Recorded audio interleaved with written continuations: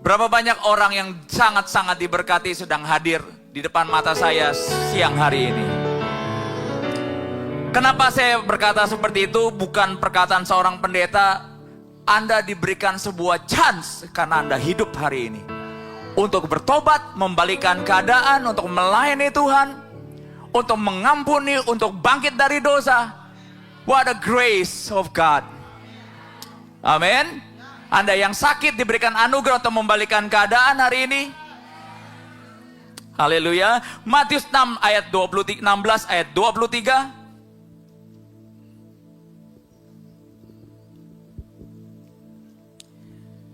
Judul khotbah saya hari ini mungkin semoga bisa nyambung ya.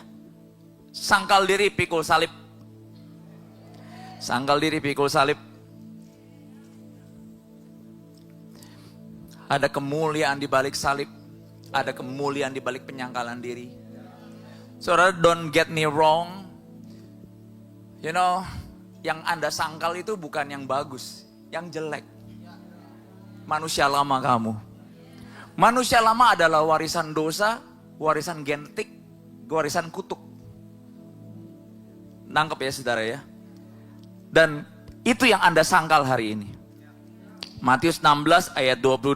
Tetapi Petrus menarik Yesus ke samping dan menegur dia. Katanya, Tuhan, kiranya Allah menjauhkan hal itu. Artinya penderitaan dan salib yang harus Yesus lalui. Hal itu sekali-kali tidak akan menimpa engkau. Ayat 23. Maka Yesus berpaling dan berkata, enyahlah iblis, engkau suatu batu sandungan bagiku. Apa yang menjadi batu sandungan Tuhan sebenarnya? Pikiran. Katakan pikiran. Yang membuat imanmu gugur di tengah jalan apa saudara? Pikiran. Let me prove it with the word. Engkau bukan memikirkan apa yang dipikirkan Allah. Di mana setan nyempil di murid Yesus hari itu? In their thought. So beware. Be watchful. Dengan apa yang Anda pikirkan di bis, di WC, di gereja, di pelayanan, di ngopi, di gym. Karena setan bisa nyempil di situ.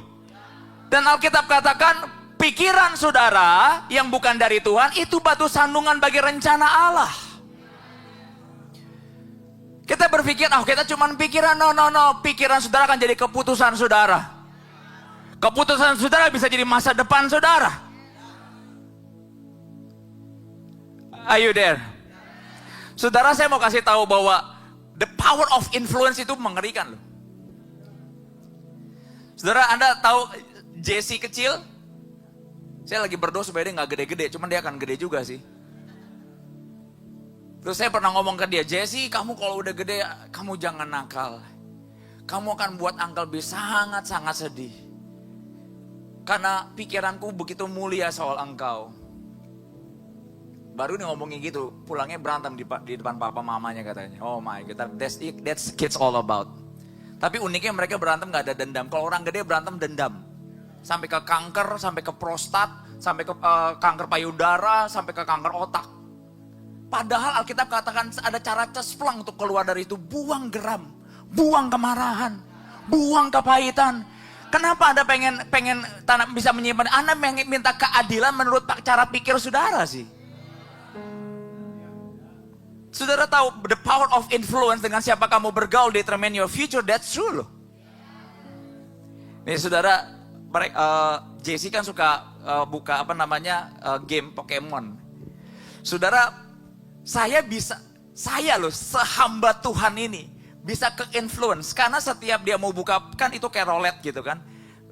Kartu mana yang paling bagus. Nah, saya tuh disebut dia tuh tangannya wangi dibilang. Uncle B yang buka karena tangan Uncle B wangi. Jadi semua kartu-kartu langka dia tuh dari tangan urapan saya Pak Heri. Dari tanda kutip, dari saya berkata jangan, akhirnya saya menikmati. Itu saya sedang kasih gambaran bahwa anak kecil yang tanda kutip mungkin dosanya baru 1/4 mili, itu bisa menginfluence saya. Jadi satu rumah kena Pokemon itu. Jadi setiap mamanya bilang jangan pakai kopakan, saya juga dalam hati saya diem. Karena saya juga jatuh di lubang yang sama gitu loh. Dan saya berkata the power of influence. Jadi beware dengan siapa saudara bergaul. Nah, buat saudara yang single, coba naikin dulu value-nya biar dapat tuh putra dan putri kerajaan Allah. Saya selalu berkata, hidupmu tuh magnet. Ada perempuan, wanita atau pria yang dapatnya tuh yang nggak karuan. Kenapa? Magnet. Instead kamu ngerusak anak orang, kenapa kamu nggak upgrade dulu value kamu? Karena emas bisa nempel sama emas, perak sama perak, tembaga sama tembaga, timah sama timah. Anda mau nggak jadi magnet hari ini? Ada amin? Dan Alkitab katakan yang jadi batu sandungan bagi Yesus pada waktu dia mau mati di kayu salib adalah pikiran Petrus. Apa penghalang terbesar dari heaven invasion ini? Pikiran saudara. Beware about it. Saya sedang upgrade hidup saya. Karena kompetisi saya bukan dengan pastoral saya, bukan dengan jemaat. No. Within me. The race is within me.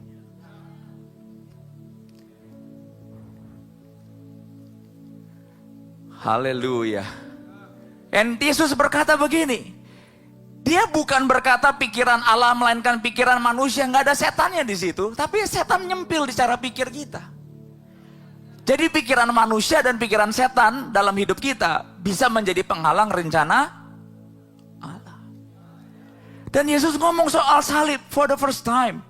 Dia berkata orang yang mau ikut aku to be my disciple, harus menyangkal diri. Memikul salibnya dan mengikuti aku. Karena barang siapa nih hukumnya saudara ya. Barang siapa mau menyelamatkan nyawa, ia pasti kehilangan nyawanya. Itu udah hukum dalam kerajaan Allah. Barang siapa kehilangan nyawanya, ia akan memperolehnya.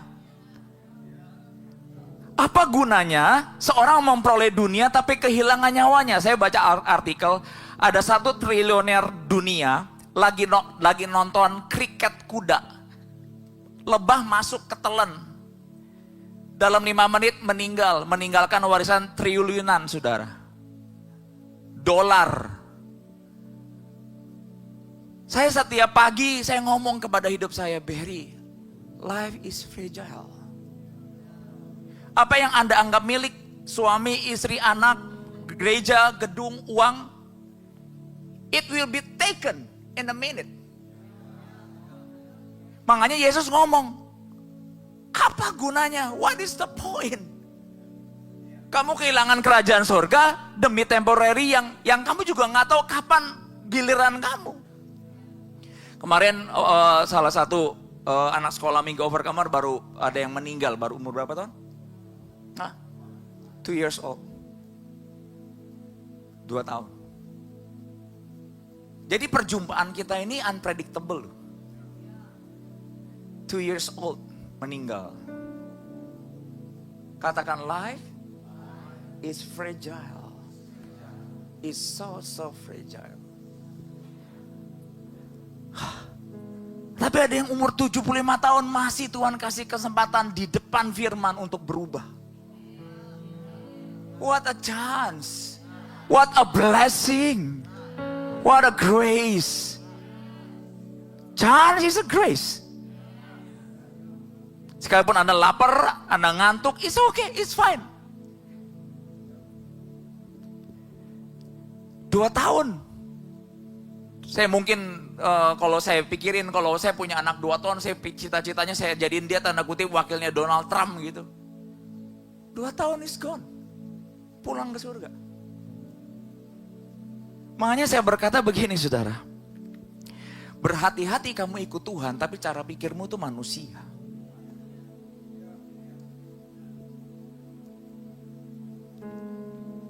Saat kita ditunggu Tuhan berbuah, jiwa-jiwa terhilang. Jiwa-jiwa terhilang. Dan uniknya saudara, saya menemukan ada banyak orang dunia punya moral yang bagus dibanding orang Kristen. Surprise. But yet he still choose you and love you. Makanya dia ada lagu yang kita nyanyiin, what a God, what a God. Saya pengen mendobrak hati saudara untuk apa? Ayo cepat berubah, ayo cepat sehat, cepat berbuah yuk. Life is fragile, life is fast, like a bullet train.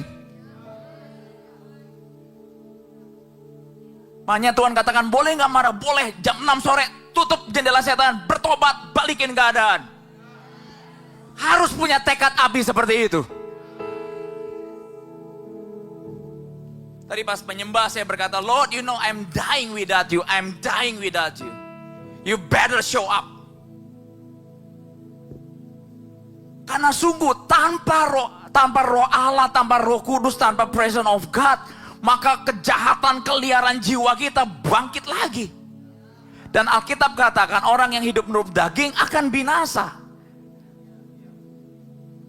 Jadi Tuhan sedang membersihkan, melatih kita. Saya bercermin kepada diri saya, apa gunanya seorang memperoleh tepuk tangan, nama besar, gedung gereja. Karena harga nyawa itu lebih besar dari segalanya. Ingat baik-baik overcomer, jiwa ini bukan angka loh, jiwa ini punya nama loh. Every inch of you itu berharga di mata Allah, Raja segala raja loh.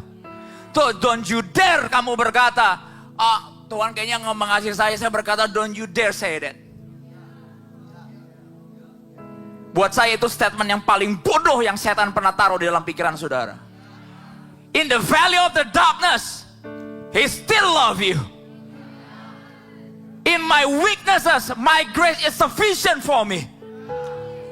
Don't you dare to say that.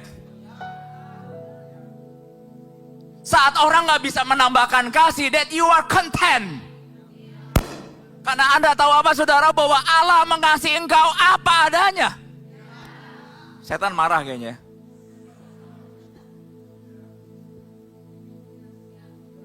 Dan saya ngomong itu ke diri saya loh. Saya berteriak ke Anda, no, Anda salah besar. Saya berteriak kepada diri saya every day.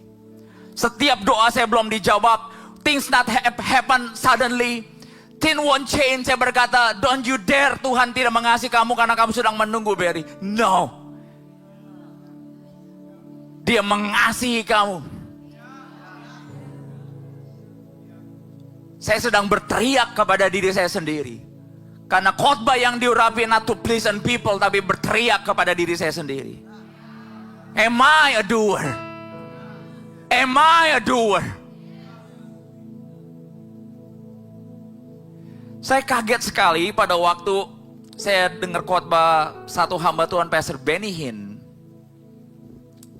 khotbah di Uganda.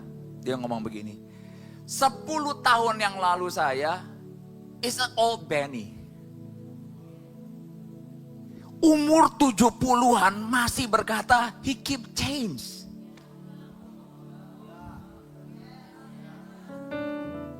Jadi makin tua, makin berubah. Bukan makin batu, susah dibilangin.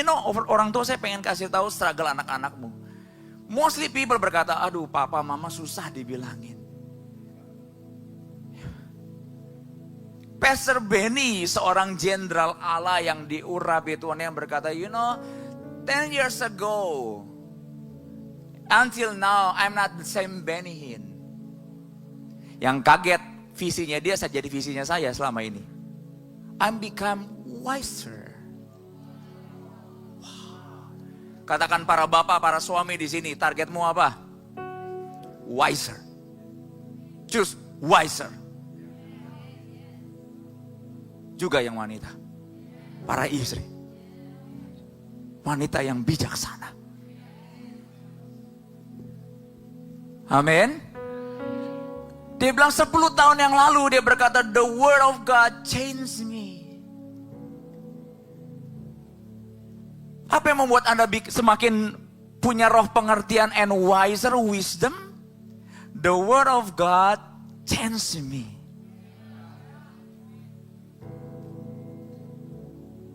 Tapi pastor, kok ada orang yang gak berubah?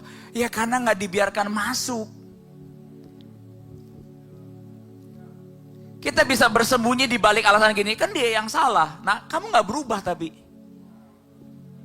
Kamunya yang rugi, dianya yang salah, tapi kamunya yang mandul nanti. Pengertiannya. Karena Alkitab katakan Allah turut bekerja dalam segala sesuatu untuk mendatangkan kebaikan. Sekalipun dia yang salah untuk kebaikan bagi orang-orang yang mengasihi dia. Because he loved me so much, he changed me. Harusnya itu dong.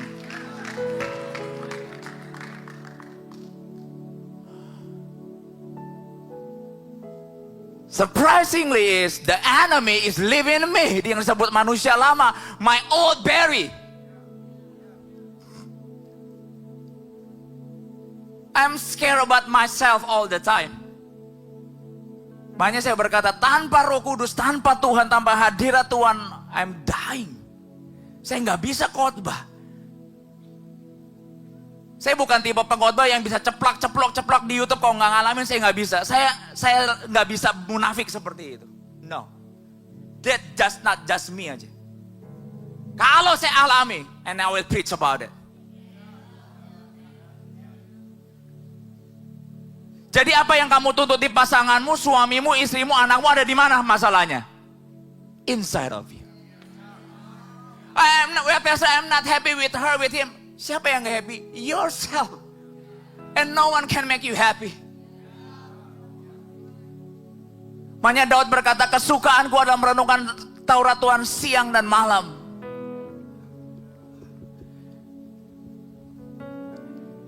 Cara pikir kita membuat Tuhan gak bisa kerja dalam kita. My goodness, makanya di penglihatan Tuhan berkata, berubahlah dengan segenap akal, renew your mind.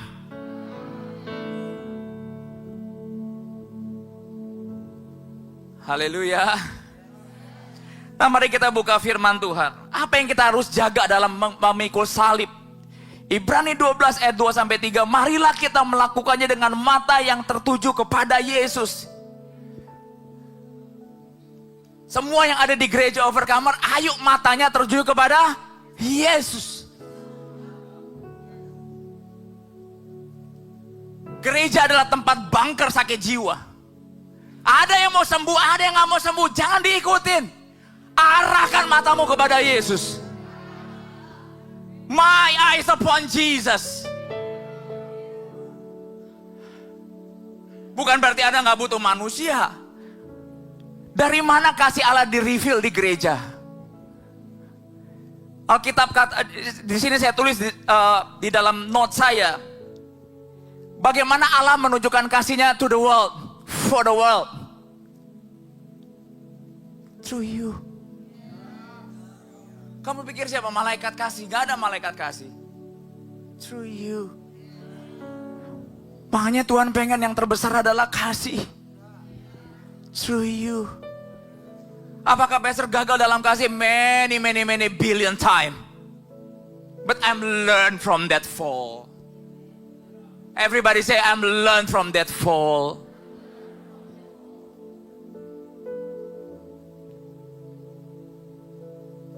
Saudara, salah satu kasih di dalam kasih disebut ramah. And it just like stuck in my mind. Saudara, saya kelihatan gak tipe orang yang susah deep kalau awal. And saudara, Anda tahu, saya belajar.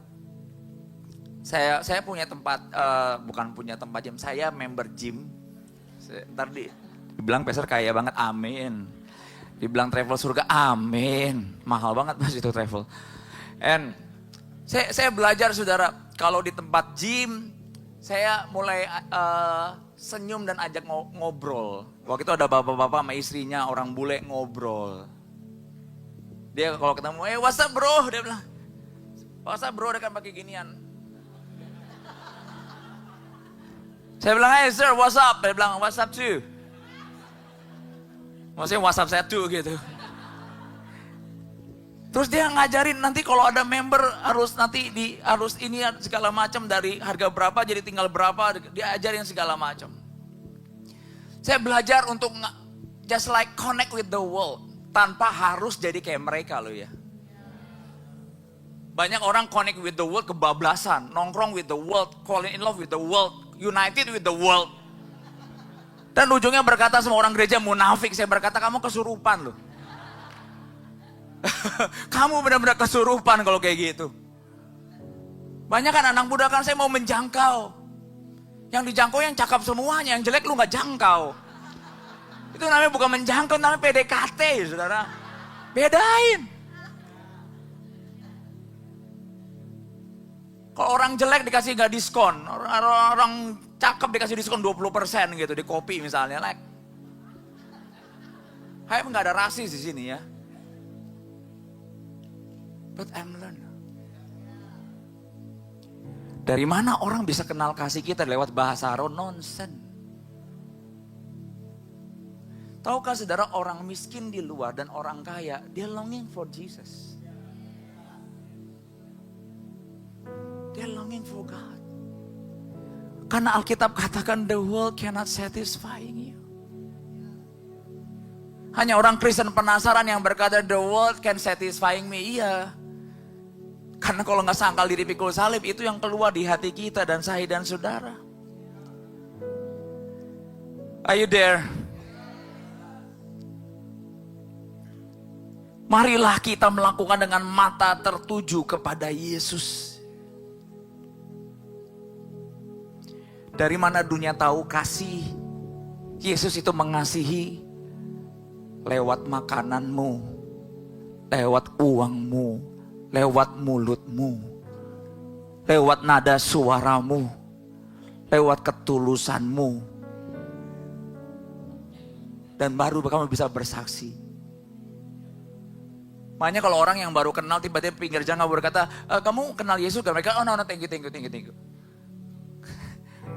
Tapi kalau kamu duduk di situ, kamu sembuh sama Tuhan, kamu pelaku firman.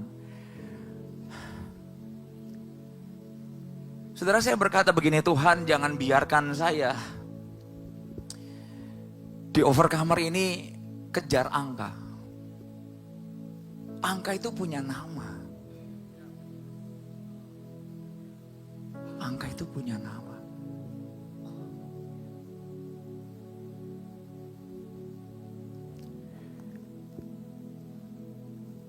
Efesus 4 coba. Udah cepet ke ini ya. Efesus 4 ayat 31. Number has a name. Setiap saudara yang hadir di belakang sampai di depan, apapun kondisimu, apapun dosamu, God love you. God love you. Gereja is not only preach the truth, but preach the good news. Siapa gereja? Anda. Saya mungkin gak bergaul dengan orang kantoran, but you did. Saya mungkin gak punya teman biliar, but you did. Saya gak mungkin gak punya teman tanda kutip yang umurnya 70-80an. Anda punya, you have. Share the good news. Share the good news. Dunia butuh kabar baik.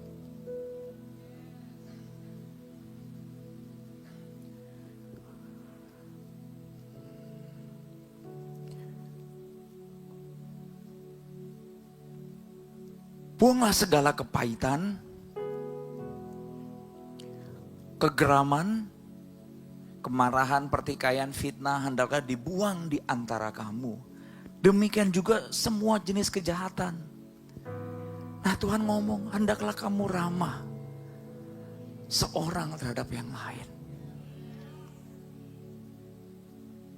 Penuh kasih, mesra, saling mengampuni. Kenapa Tuhan ngomong saling mengampuni? Saya ajarin kemarin kepada tim saya berkata gini, kalau kamu mau jadi tim worshiper yang hebat, saya bilang gini, selalu put in your mind bahwa orang akan salah. Nah pada waktu orang salah, how you react, how you prepare the word. Katakan orang pasti salah. Nah banyak anak Tuhan nggak prepare untuk doing the service, pelayanan atau di gereja. Banyak orang kecewa akan orang Kristen. Saya berkata, no. You need to prepare the war. Karena orang yang di depan kamu, yang kamu labelin Kristen itu bukan orang sempurna. Mereka lagi berobat jalan juga. Include you yang menghakimi. Anda kalau lihat di yayasan cancer ya, mereka nggak akan berkata, ih dasar cancer hati, ada cancer lambung, ada cancer otak, atau cancer payudara, segala macam. Mereka nggak akan menghakimi begitu. They back up each other. We cannot judge people. Kita punya penyakit yang butuh dibantuin untuk ditopang. Suami, istri, gembala, semua kita semua sedang berobat jalan to more like Christ. To more like Him, overcomer. Akan jadi indah kalau kita tanda kutip sembuh bersama-sama, menopang bersama-sama, memilih kasih bersama-sama pagi hari ini. Amin. Katakan orang pasti salah. Anda pikir peperangan rohani apa? Tangkang-tangking. Kamu menyiapkan dirimu saat orang salah dan bereaksi salah, dan kamu keep bereaksi benar, itu peperangan rohani salah satunya.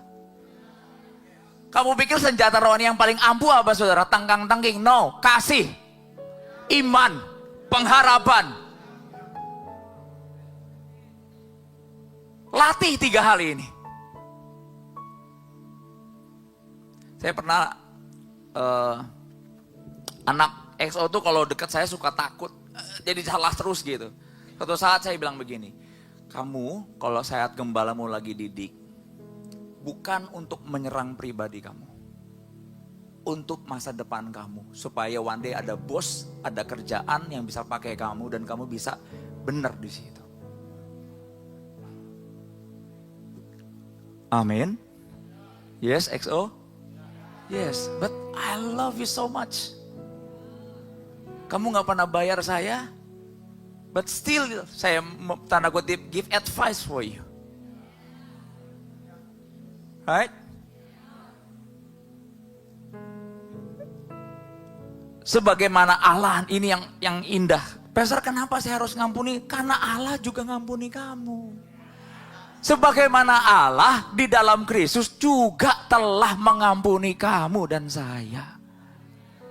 Jadi instead kamu lihat pikiran dosa orang yang gede, kamu coba lihat, oh iya ya saya udah diampuni. Padahal juga gedenya lebih gede lagi. But tetap Tuhan mengampuni saya. So ujungnya hidup ini adalah stewardship gak? Not only about money itself. Tapi soal kasih.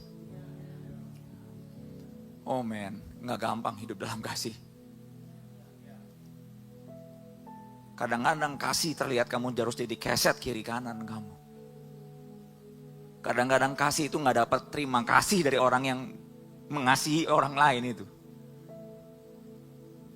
Tapi Tuhan adalah hakim yang adil. Coba saya tulis di sini, kenapa Tuhan biarkan kita tanda kutip sangkal diri pikul salib? Apa sih yang disangkal? Saya langsung jam apa aja, saya tutup dengan ini. Kalau Anda berpikir Tuhan mau menyangkal kebahagiaan saudara, no. Itu pikiran manusiamu. Karena Tuhan ngomong, barang siapa tidak takut malah mendapatkan. Itu kan udah hukum. Jadi siapa yang suka bikin kamu takut? Setan dan pikiran manusia. Saya pernah ajarin kepada tim pastoral, di balik ketakutan, oh there's a blessing. Yang pernah takut nabur, ayo, pernah gak ngalamin tahun lalu takut nabur, takut miskin? Nah hari ini takutnya jadi nyata gak pas kamu taat? Enggak, berarti di balik ketakutan ada apa? I'm gonna see your victory, I'm gonna see your blessing, I'm gonna see your favor. For the battle belongs to you, Lord. So kalau setan lagi nipu saudara dengan kekhawatiran, ketakutan, beware. Karena di balik itu ada jarahan yang besar dalam hidup saudara. Amin. Saudara, apa yang disangkal? Yang disangkal adalah kepahitan, cinta akan diri sendiri, merasa lebih baik dari orang, percabulan, semua yang kotor itu loh yang disangkal. Berarti Tuhan jahat atau enggak? Setiap kamu balas dendam, kamu sangkal, itu yang disangkal. Setiap kamu mau marah, kamu sangkal itu.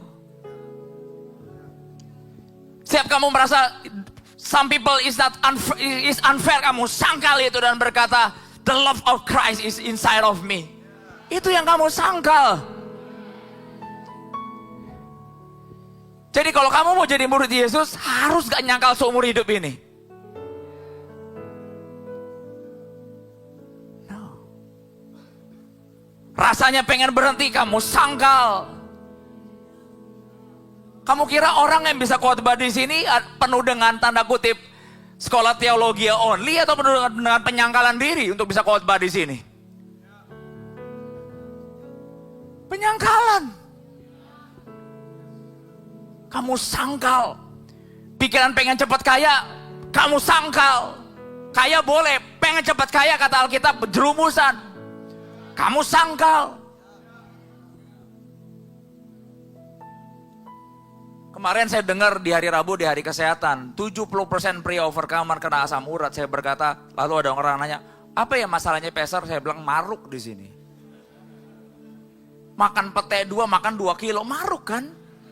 Boleh gak makan babi? Boleh. Tapi kalau satu badan ya gak boleh dong. Boleh gak makan jeroan? Boleh, kalau cuma sesendok 2 sendok, jangan 10 sate gitu loh. Saya berkata, anak muda umur 29, 30 asam urat. Saya berkata, how dare you? Kalau saya jadi agen asuransi, saya nggak mau masukin, bikin repot pasti Wande. Pasti bikin repot. Dikit-dikit masuk ICU. Saya berkata, udah deh, angusin aja lah.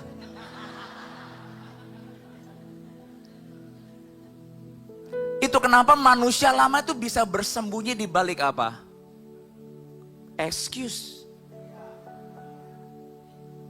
Saya lagi mau bikin seminar, saya mau undang mungkin Dokter Elizabeth menghadapi masa tua.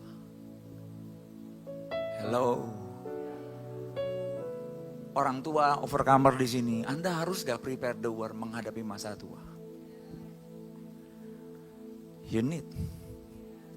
Jadi Anda jangan berpikir peperangan rohani itu tenggang-tengging. Inimu kosong habis sama setan. Dikendaliin.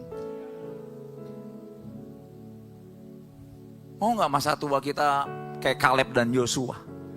Di masa tua berkata, give me that mountain Lord. Wih gila saya berkata.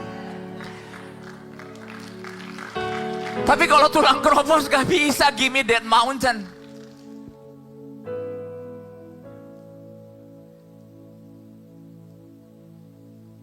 Ayo orang tua yang malas olahraga, Anda beli suplemen 1 juta. Masuk nge-gym cuma 300 ribu. Bisa 24 jam lagi kamu di situ sauna. Tapi tetap loh, kebodohan kita berkata apa? Pastor, kalau ada yang mudah ngapain yang susah? Kamu lagi menyembah Tuhan 2 jam, dengar khotbah lagi ngapain? Kamu lagi nge-gym kan? Pikiran kamu lagi di gym kan? Tapi kamu lihat gak, semua orang di gym apakah semua keluar jadi kurus? Kan enggak, ada yang main handphone, duduk di cafe clubnya. Terus tiba-tiba andukan pulang. Apa kamu di gym kamu bisa menghakimi orang yang gendut di situ? Enggak kan? Karena kamu pernah gendut juga kan?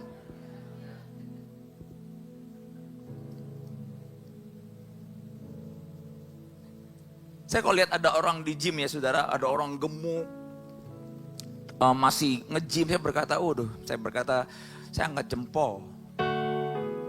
Karena dia mengalahkan keminderannya, kegendutannya, kemaluannya untuk masuk nge-gym dan he keep doing that persistence. Be careful dengan orang-orang yang persistent saudara. Kamu mungkin miskin, tapi kamu akan diberkati loh.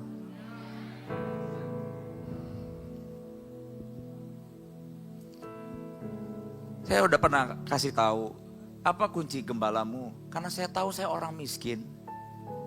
Saya persisten, saya gigih.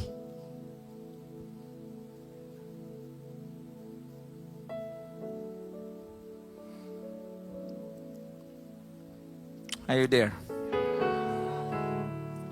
Gembalamu upgrade lah.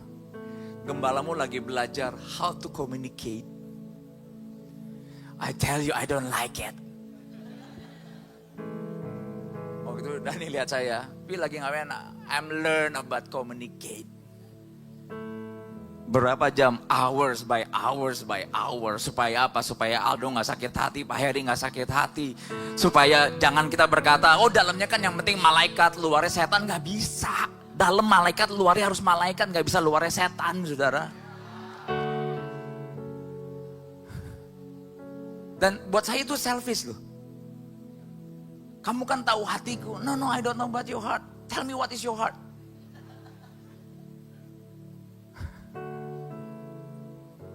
Saya sedang belajar memilih kata untuk gak membuat orang itu pulang stres gitu. I'm learning. Hasil saya gak pernah diajarin. Gembalamu masih bertobat tiap hari. Kadang-kadang saya kalau ngomong, am I hurting you? Saya berkata, oh my God. Terus kadang-kadang saya berkata, Tuhan kenapa kau pilih aku jadi gembala ya Tuhan? Aduh. Aku punya potensi buat jadi batu sandungan buat banyak jiwa-jiwa nih, saya berkata. Bayangin umur semuda Aldo. Pas kemarin hari Rabu tulangnya dibilang keropos. Saya berkata, Dok, Tuhan mau pakai kamu 6.000 tahun ke depan. Pas aku udah pengangkatan, Tuhan mau pakai kamu loh. Bayangin umur 28 tulang keropos. Pagi-pagi saya bilang, Dok kita nge-gym yuk. Besok saya mau makan bakmi di pasar 8. Memang nih terang dan gelap susah bersatu.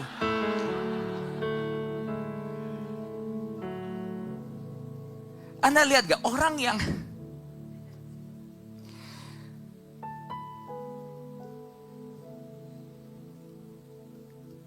ibarat kata orang the same feeder ngumpul dengan yang sama yang suka makan bakmi pagi-pagi boleh, tapi habis itu makan sayur. Amin. Perhatiin yang mau masuk asuransi di sini, lihat gaya hidup mereka, kan nyusahin di depan. Karena asuransi is not the answer. Change your lifestyle. Saya waktu dikasih daging, saya gak makan maruk tiap hari.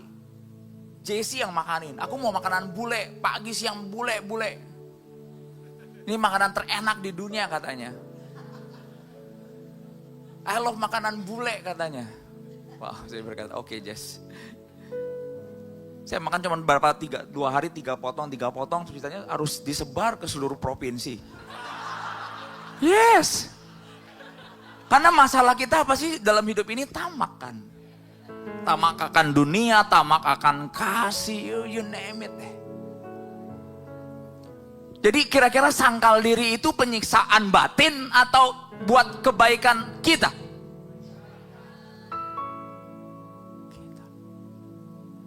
Kira-kira kalau suami sangkal diri, istri sangkal diri, anak sangkal diri, kira-kira di keluarga itu akan bahagia atau penuh dengan penderitaan?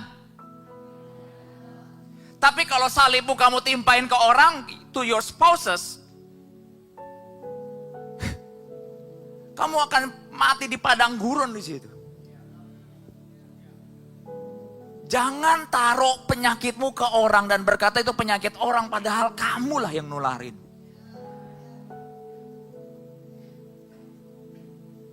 Termasuk sangkal diri apa? Yang lama jangan diungkit.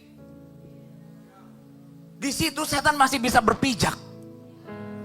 Kalau suami mau pernah gagal, istri mau pernah gagal, stop. Kamu punya kuasa untuk berkata, setan kamu gak boleh masuk lagi dalam rumah tangga dan masa depan kamu. Itu peperangan rohani. Karena kadang-kadang yang dipakai setan siapa? Pikiran kita. Dari pikiran kita omongin ke orang. Akhirnya itu rumah tangga jadi lingkaran setan. Tapi kalau suami penuh dengan firman, ngomong ke istri firman, ngomong ke anak firman, gimana setan bisa berpijak? Keluargamu akan jadi seperti taman air yang diairi oleh Tuhan. Padang gurun yang penuh dengan sungai-sungai yang baru. Yuk punya holy anger itu yuk. Di umur yang fragile itu.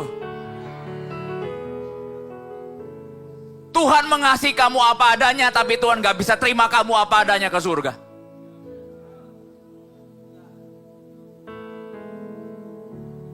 Pak Heri sayang gak dengan anaknya? Sayang.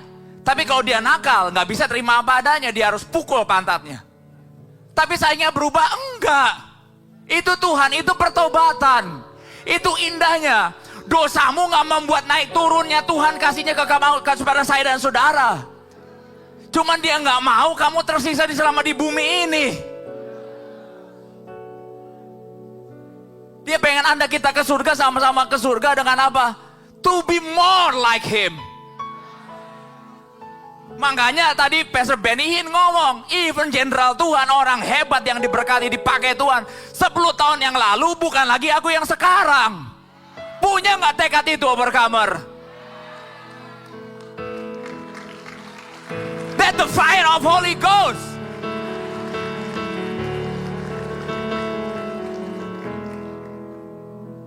Are you there? Nah, Pastor, kenapa sangkal diri itu indah, pikul salib itu indah?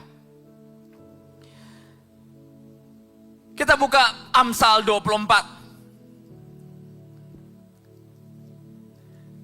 Saya rindu 5 tahun ke depan, bulan ke depan, para suami, para istri, para anak, XO, market base semua, kalian gak tumbuh sempurna, you grow wiser.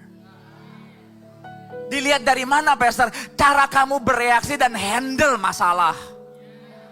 Termasuk handle orang yang gak berubah dan mungkin masih nyebelin saudara.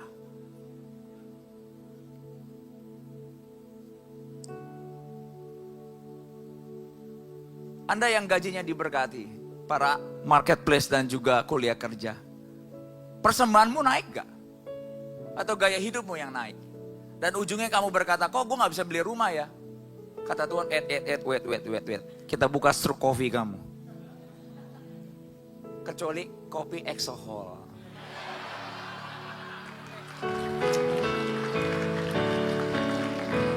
Soalnya kopinya ada di taman Tuhan. Saudara, saya orang yang tahu hidup saya setiap hari. Bayangin kalau saya hidup nggak sesuai apa yang saya katakan, muntah nggak mereka? Coba.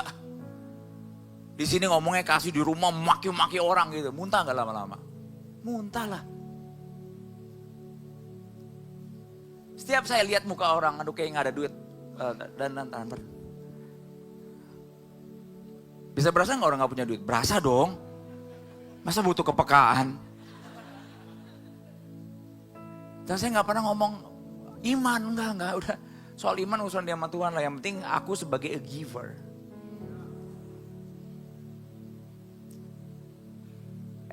I learn every day, I grow wiser every day. It's sakit gak daging? Sakit. Coba jadi bapak yang bijaksana, sakit gak Pak? Oh man, sakit loh. Di dunia ini, semua punya harga. Bebal punya harga, kudus punya harga. Tidak memutuskan apa-apa punya harga. Kenyamanan punya harga, ikut Yesus punya harga. Coba kamu diam di rumah, nggak gerak, punya harga gak? Ada. Gemuk, kolesterol, diabetes. Lari punya harga, harus niat bayar harga.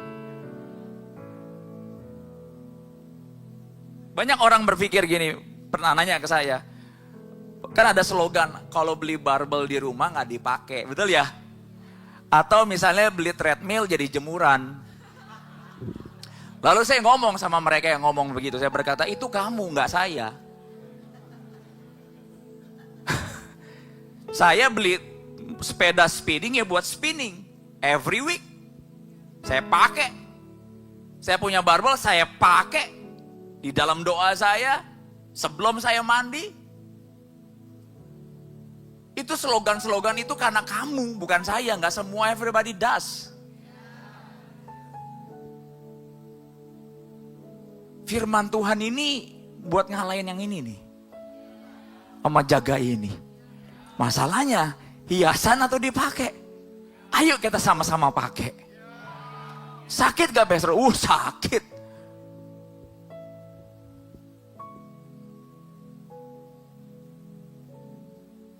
Orang tua di gereja Overcomer. Mau one day anakmu dan cucumu ngurusin kamu di kursi roda, tanda kutip. Atau kamu pengen lihat anak cucumu bisa tarik tambang sama kamu gitu mungkin. Berenang bareng gitu. Tapi ada harganya, ada, yaitu niat.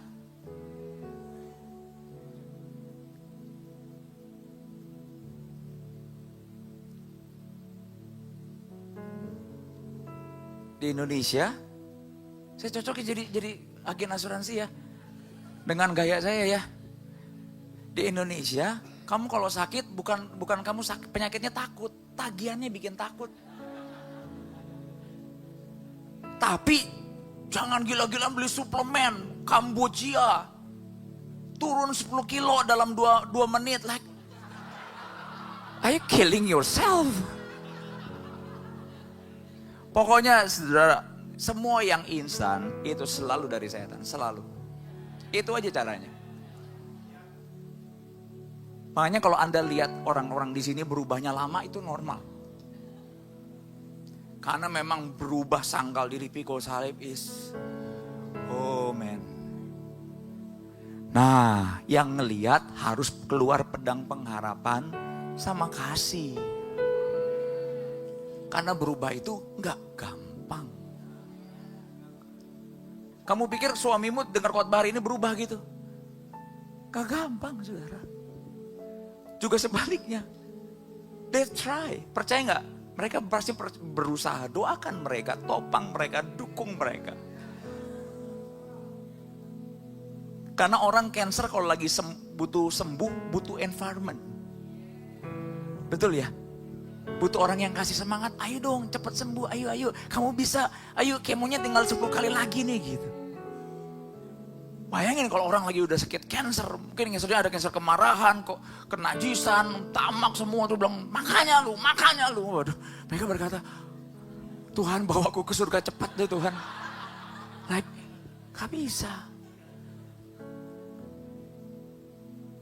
Mau gak saudara satu gereja bertobat? Amin. Satu gereja bertobat.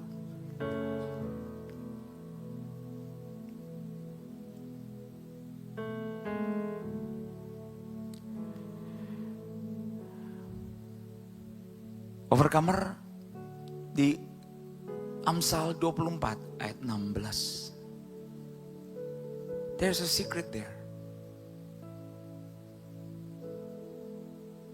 Katakan masa lalu, that's Satan conversation.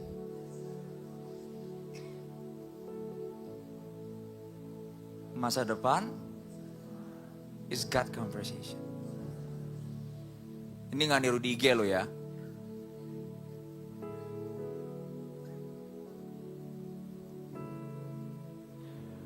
Proverb 24 ayat 16. For though the righteous fall 7 times, they rise again.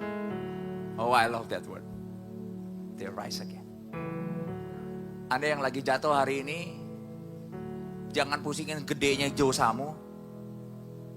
For though the righteous fall 7 times, they rise again. Suamimu, istrimu, anakmu, they rise again. Everybody say they rise again. Oh, what a word. But the wicked stumble when calamities strike. Saya perenungkan ini. Kenapa 7 kali jatuh dan 8 kali ke-8-nya dia akhirnya gedet gitu. Ada seorang hamba Tuhan tulis bagus sekali. Kadang kita diizinkan untuk jatuh Karena Tuhan ingin kita menemukan sesuatu yang berharga di bawah. Wow. Itu indahnya ikut Tuhan. Sekalipun pernah jatuh, there is something below. There is something on the surface. Dari kamu jatuh nih, jatuh. Ada uang, ada permata jatuh, and you rise again. Artinya pada waktu orang benar jatuh, apa pastor? Kok bisa bangkit? They learn something. Jatuh satu hal, tapi orang benar kata Alkitab, ngelihat sesuatu they learn pada waktu dia lagi di bawah. You got my point? Suamimu pernah jatuh, istrimu pernah jatuh. We all not perfect human. Tapi Alkitab katakan, the righteous, they shall rise again. Berarti apa? They learn something saat dia jatuh. Hanya ayat ini gak cocok buat orang yang tanda kutip pas jatuh gak belajar. Terus berkata, ya ini, kalau biasa kalau Jesse sama Kokonya, ini Koko, ini Jesse, ini Koko gitu. Dua-duanya sama sebenarnya. Tinggal gantian. Suatu saat saya ajarin Jess, pokoknya apapun itu kamu salah bukan karena kokoh. Kamu harus belajar kenapa kamu salah. Terus Jesse ini menangnya pinter banget, bener pinter. Nakal, cute, lucunya jadi satu gitu. Suatu saat dia bohong saudara. Saya bilang Jess cuci piring ya, kamu belajar cuci piring. Oke. Uncle, Mbak Dewi yang mau cuciin. Terus dicek sama Dani. Dilihat, coba lihat.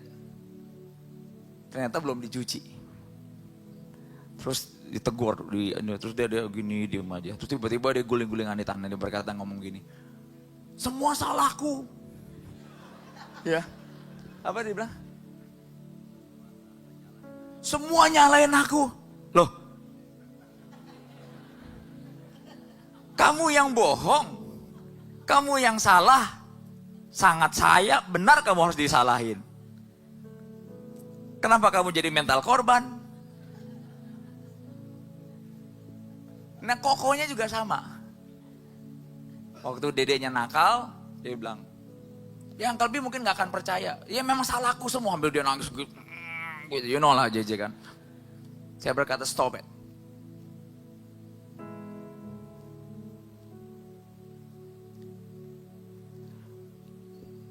Kamu salah, tapi kamu bukan korban dan gak ada yang nyalain kamu. Kalau kamu berkata semua nyalain kamu gak mau berubah. Artinya kamu gak mau berubah. Mau gak kamu minta ampun, bertobat, kebasin roh kebohongan. Yuk doa ya. Aku kebasin roh kebohongan dan didoain lah segala macam. Saudara tahu ini peristiwa peperangan rohani yang ngebuka mata saya. Pas awal ditegur, dia begini. Kaget. Dani kaget, ini anak kok berani gitu. Terus dia bilang, kamu lihat mata Uncle? Terus dia gini. Terus dia yang kayak tadi, dia semua salahnya aku. Saudara jangan ngatain Jesse, kita sama. Kalau lagi salah pakai mental korban. Setannya sampai bingung. Nah loh. Anak kecil itu gambaran saya dan saudara. Cuman bedanya umurnya beda aja. Tapi packagingnya mirip lah. Saya ngadapin orang gereja mirip. And anehnya gini. Setelah dia bertobat, tiba-tiba dia sukacita mukanya berubah. Saya berkata ngomong ke mamanya. Wow. Setan kalau nyelip ngeri loh. Dia tadi begini, tiba-tiba Uncle B kita main, dia sukacita loncat-loncatan dan segala macam. Saya berkata, like switch. Kenapa Tuhan bersihin gereja Overcomer saya baru ngerti. Setan tuh buat kita berduka, tau gak? jadi menghindar, lari, takut, blame to yourself. Semua yang penuduhan bukan dari Tuhan loh. Roh Kudus menginsafkan loh. Ingat baik-baik, itu bedanya Roh Kudus sama setan ya.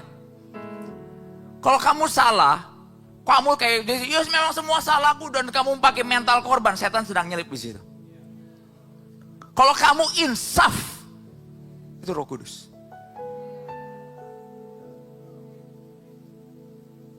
Dan tiba-tiba sukacitanya balik, dia jadi normal, jadi anak normal.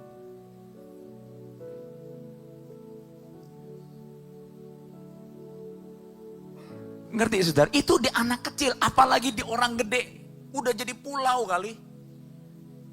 Makanya setan nyelip di mana? Ini. Untuk nguasain ini.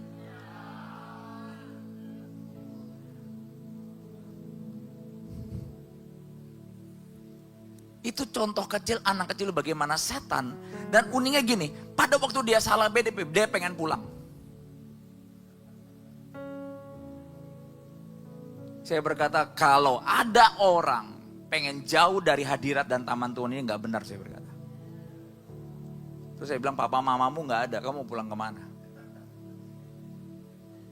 Sama mbak enggak, gak ada mbak-mbakan. Baru dia bertobat, dia langsung enggak ini. Jadi setan coba dia ke rumah karena gak ada orang, dia bisa main game sendiri. Saya lihat cara setan ke orang gede sama anak kecil mirip. Biasa kalau kamu udah kecewa udah mulai ngapain? Nggak ikut doa Selasa. Udah mulai itu. Gelagatnya kayak anak kecil kan. Rabu. Dulu miskin nggak sibuk, sekarang miskin sibuk. Rabu. Nangkep ya saudara? Caranya sama nggak? Sama. Pastor, bisa nggak saya jadi orang yang diubahkan Tuhan sendiri? Nggak bisa. Lawanmu bukan tembok, bukan komputer. Kalau kamu mau makin indah di hadapan Tuhan, gaul komunitas yang bisa nunjukin siapa kamu dan kamu disembuhin bareng-bareng. Lo banyak orang pikirannya rusak gara-gara apa? Nggak gaul sama orang yang benar, tiap hari handphone, komputer. Jangkau anak EXO zaman sekarang dengan tahun 90 beda loh. EXO zaman 90-an demennya keluar. Anak zaman sekarang demennya di kamar. Ngapain? Dunianya udah ada dunianya, soalnya dia pegang dunianya soalnya. Dia mau pilih apa semau gua dan saya, ya semua di situ.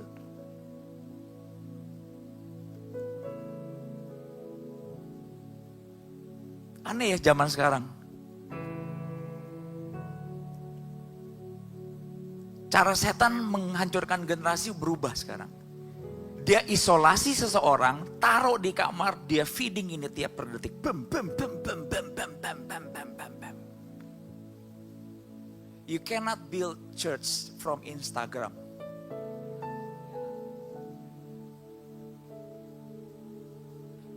Gereja yang sehat. You want to be my disciple, kata Alkitab. Harus gereja yang sanggal diri. Pikul salib. Kalau kamu lagi gagal karena kamu orang benar, kamu tetap akan dapat treasure dan kamu akan learn from that di bawah. And then you will rise again. Close your Bible.